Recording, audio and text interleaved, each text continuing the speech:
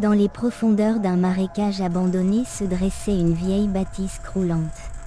Les murs étaient recouverts de lierre et les volets grinçaient au gré du vent. On murmurait que la maison était hantée.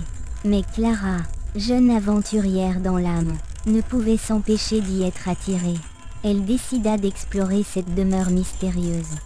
Seule et sans armes, car après tout, qu'est-ce qui pourrait bien arriver? Clara poussa la porte branlante de la maison. Elle s'engagea dans un long couloir sombre, éclairé par des vitraux brisés qui jetaient des ombres menaçantes sur les murs. Soudain, elle entendit des bruits de pas derrière elle. Elle se retourna brusquement, mais rien ne venait. Elle secoua la tête et s'engagea plus loin dans cette allée sombre, persuadée que c'était juste son imagination qui jouait des tours. Clara monta lentement un escalier en colimaçon qui menait à une chambre fermée.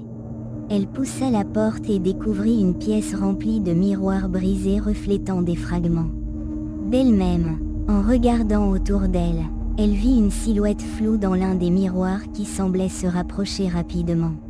Elle essaya de reculer, mais ses pieds ne répondirent plus. La silhouette s'approcha de Clara et toucha son épaule.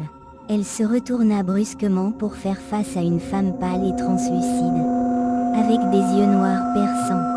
La femme murmura quelque chose qu'elle ne put comprendre avant que tout devienne noir autour d'elle. Quand elle rouvrit les yeux, elle se trouvait dans son lit, incapable de distinguer ce qui était réel et ce qui ne l'était pas. Quand Clara se réveilla le matin suivant, elle se demanda si cela n'avait été qu'un mauvais rêve.